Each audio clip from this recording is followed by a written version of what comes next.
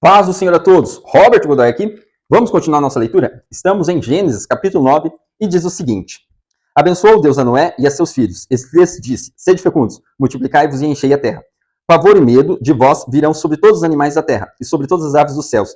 Tudo o que se move sobre a terra e todos os peixes do mar, nas vossas mãos serão entregues. Tudo o que se move e vive ser-vos-á para alimento. Como vos dei a erva verde, tudo vos dou agora. Olha que interessante. No capítulo 1 de Gênesis, nós vemos Deus dando ao homem a erva do campo.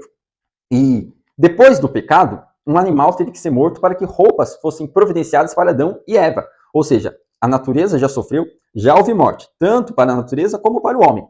O homem ficou separado de Deus. O pecado traz separação de Deus. Isso é morte, morte espiritual. Mas também Adão e Eva perderam acesso à árvore da vida, o que também é morte. Agora, mesmo depois do pecado, nós vemos um homenzinho lá, Matusalém, no capítulo 5 de Gênesis, vivendo 969 anos, o que é muito tempo. Então, a maldade vai multiplicando, e já no capítulo 6, Deus diz que o homem não viveria mais que 120 anos. Quer dizer, Deus baixa a longevidade do homem. Não significa que era uma regra para todo mundo, significa que, no geral, o homem viveria menos. E agora, nós vemos aqui Deus introduzindo a carne como alimento. Quer dizer, depois do dilúvio, agora o homem deveria comer carne. Primeiro, porque não havia erva para ser comida. E segundo, também porque este alimento, entendemos nós, que iria contribuir para que o homem vivesse menos, para que a longevidade fosse menor. Porque pecado e vida não combinam. O pecado, ele traz sofrimento. O homem, quando vive menos, é até um ato de misericórdia de Deus. Porque o homem, vivendo muito em pecado, ele viveria uma vida de sofrimento. Agora, continuando aqui, versículo 4, diz: Carne, porém, com sua vida, isto é, com seu sangue não comereis. Olha aí que interessante. A famosa proibição de comer sangue. Nós temos que entender que a chave hermenêutica das Sagradas Escrituras é Jesus Cristo. A Bíblia apresenta Jesus do começo ao fim. De Gênesis até Apocalipse, é Jesus quem aparece na Bíblia. Quando a Bíblia dá sacralidade ao sangue, torna o sangue sagrado, ela está fazendo isso para nos ensinar o valor que teria o sangue de Cristo quando fosse derramado na cruz. Na verdade, não é o sangue da vaca ou o sangue da galinha que é sagrado. O sangue sagrado é o sangue de Cristo. Mas o homem confunde as coisas. Veja bem, os judeus, por exemplo, eles guardam o sábado até hoje.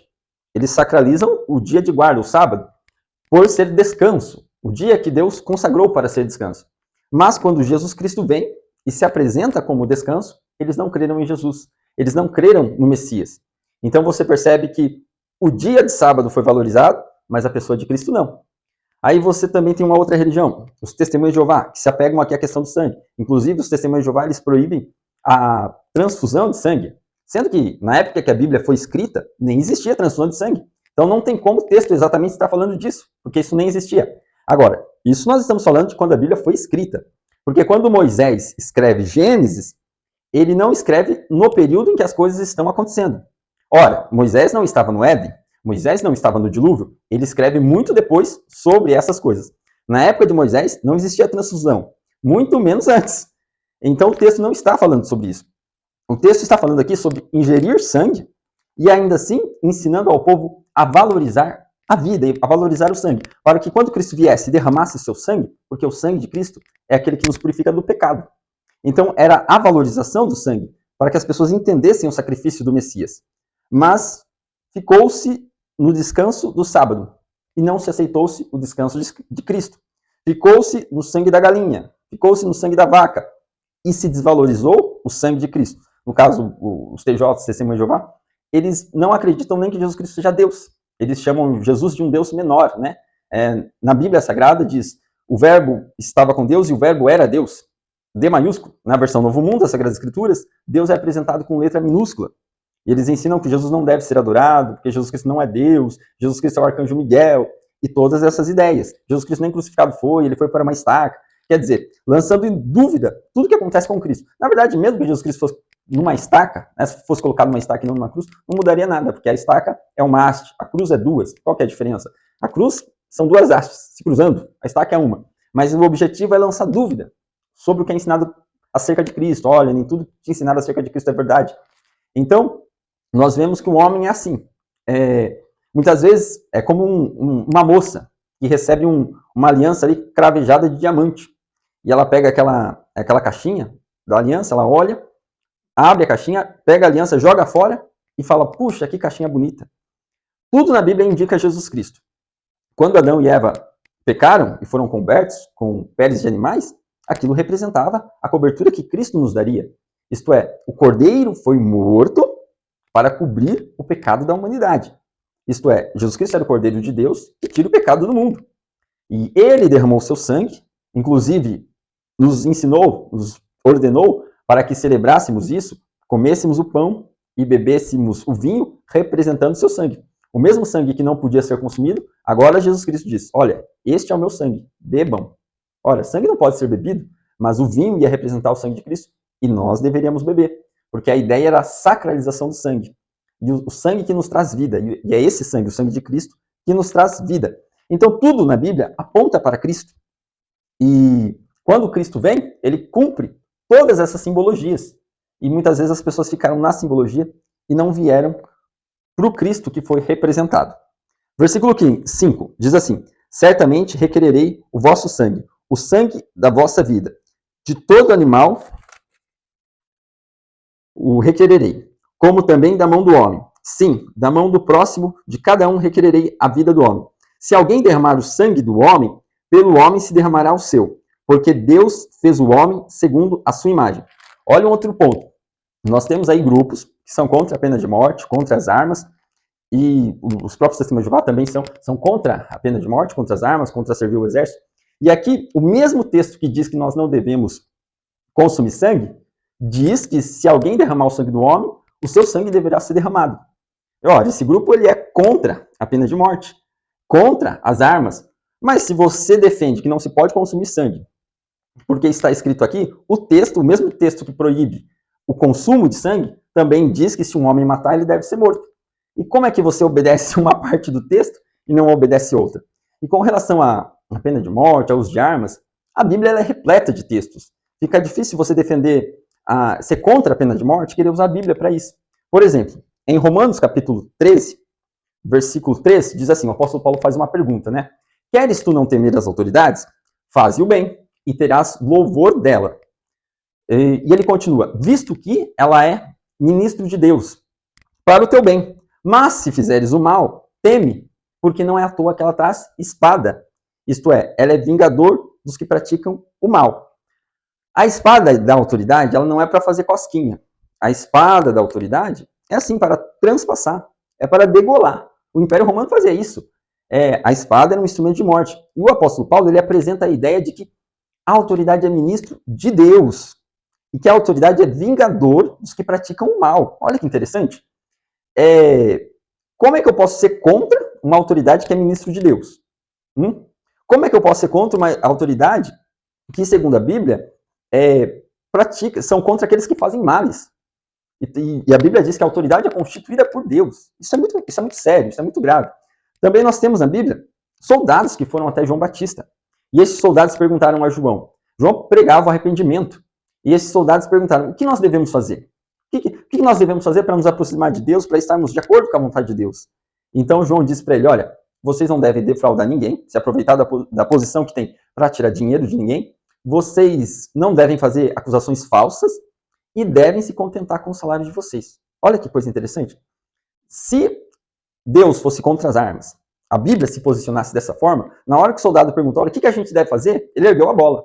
Era só João Batista chutar. Era só João Batista falar, olha, que bom que vocês perguntaram isso. O que vocês devem fazer? Vocês são soldados? Larguem essa profissão. Essa profissão não agrada a Deus, Deus não gosta de arma, Deus não gosta de nada disso. Largue isso. Mas não é isso que João Batista faz. Eles são soldados, trabalham armados para o Império Romano, recebem ordens para torturar, recebem ordens para matar, participam de guerras, e eles perguntam para João, o que a gente deve fazer? João Batista diz, olha, contentem-se com o salário de vocês. Não façam acusações falsas e não usam a profissão de vocês para extorquir as pessoas. Mas, no mais, eles são soldados e vão cumprir as ordens, vão seguir a lei. Olha que interessante. Agora, vamos piorar a coisa ainda. Jesus, enquanto esteve aqui nessa terra, enquanto ele estava pregando, andando, fazendo milagres, tinha pessoas presas. Enquanto ele estava pregando, andando, fazendo milagres, tinha gente sendo crucificada. Jesus não foi o primeiro a ser crucificado, nem o último. É certo que a crucificação de Cristo foi sui generis, isto é, a única do gênero. Jesus Cristo foi o único que foi crucificado sem pecado. Entretanto, pessoas foram crucificadas antes e pessoas foram crucificadas depois de Cristo. E Jesus não interferiu em nenhuma crucificação. Nós não vemos nenhum texto na Bíblia onde Jesus chegou lá numa crucificação e falou, para. Não pode crucificar as pessoas, eu sou o Deus da paz, eu vim aqui, vamos acabar com isso. Jesus não fez isso. Jesus não entrou em nenhuma cadeia e libertou bandido. Quando Jesus estava na cruz, olha que interessante, haviam 2 ladrões do lado dele. Um deles, se arrependendo, disse, Senhor, lembra-te de mim quando entrares no teu reino. E Jesus disse para ele, ainda hoje tu estarás comigo no paraíso. Quer dizer, era uma notícia boa e uma notícia ruim. Jesus poderia ter dito, eu tenho 2 notícias para você. Qual que você quer, a boa ou a ruim? Né? A boa, ainda hoje você vai estar comigo no paraíso. E a ruim? A ruim também é essa. Hoje você vai estar comigo no paraíso, você vai morrer nessa cruz. Jesus, ele veio para morrer. Mas o ladrão da cruz não precisava morrer. Deus poderia fazer um milagre. Jesus ressuscitou pessoas. Jesus andou sobre as águas. Jesus, ele multiplicou pães. Jesus poderia estalar os dedos e fazer aquele ladrão sumir da cruz, aparecer na casa dele, fazer os pregos saírem da mão do ladrão. Mas não, Jesus permitiu que o ladrão fosse morto na cruz. Jesus não interferiu na crucificação dele. E o próprio ladrão havia confessado, nós estamos aqui porque merecemos. Nós estamos aqui porque merecemos. Então, se colocar contra a pena de morte, se colocar contra o uso de armas, a pessoa pode adotar qualquer caminho, menos a Bíblia. Porque na Bíblia ela não vai ter base. A Bíblia vai deixar ela em maus lençóis. Não dá para se colocar contra a pena de morte, contra armas e querer usar a Bíblia. Na Bíblia, o Jeová da Bíblia é chamado de Senhor dos Exércitos. O Jeová da Bíblia foi o que dava estratégia para o povo de Israel guerrear, batalhar. Às vezes os anjos matavam milhares de pessoas. Tá? E a primeira pena de morte da história foi Deus que estabeleceu. Então não dá para querer usar a Bíblia para esse tipo de argumento, conversa. Bom, continuando aqui, versículo 7. Vamos ler o versículo 6 novamente. Se alguém derramar o sangue do homem, pelo homem se derramará o seu, porque Deus fez o homem segundo a sua imagem. Mas sedes fecundos, multiplicai-vos, povoai a terra, multiplicai-vos nela. Disse também Deus a Noé e a seus filhos, eis que estabeleço a minha aliança convosco, e com vossa descendência, e com todos os seres viventes que estão convosco, todas as aves, os animais domésticos e os animais selváticos, que saíram da arca, como todos os animais da terra. Estabeleço a minha aliança convosco. Não será mais destruída toda a carne por águas de dilúvio, nem mais haverá dilúvio para destruir a terra. Disse Deus, este é o sinal da minha aliança, que faço entre mim e vós, entre todos os seres viventes que estão convosco, para perpétuas gerações. Porém nas nuvens o meu arco será por sinal da aliança entre mim e a terra. Sucederá que, quando eu trouxer nuvens sobre a terra, e nelas aparecer o arco, então me lembrarei da minha aliança, firmada entre mim e vós, e todos os seres viventes de toda a carne, e as águas não mais se tornarão em dilúvio para destruir toda a carne. O arco estará nas nuvens, vê-lo-ei e me lembrarei da aliança eterna entre Deus e todos os seres viventes, e toda a carne que há sobre a terra. Disse Deus a Noé, este é o sinal da aliança estabelecida entre mim e toda a carne sobre a terra. Os filhos de Noé, que saíram da arca, foram Sem, Cã e Jafé. Cã é pai de Canaã. São eles os 3 filhos de Noé, e deles povoou toda a terra. Sendo Noé lavrador, passou a plantar uma vinha.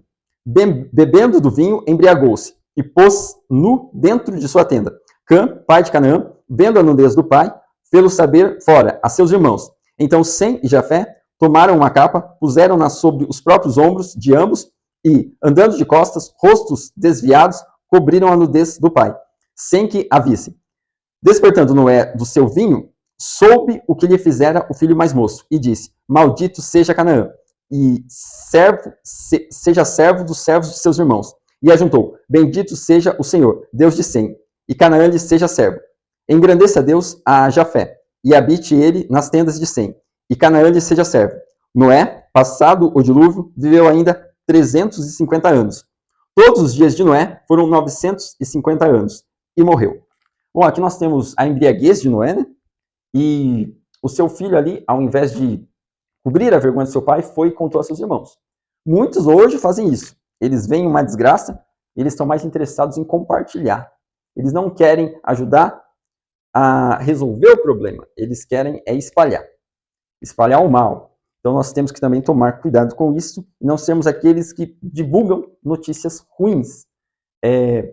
Às vezes, além da pessoa que peca, quando eu divulgo o pecado, eu estou pecando e estou fazendo uma propaganda para que mais pessoas pequem também. Então nós temos que tomar cuidado e não sermos como o filho de Noé, que divulgou a nudez de seu pai, mas sermos como aqueles que cobrem, que ajudam a resolver o problema. Até o próximo capítulo. Tchau!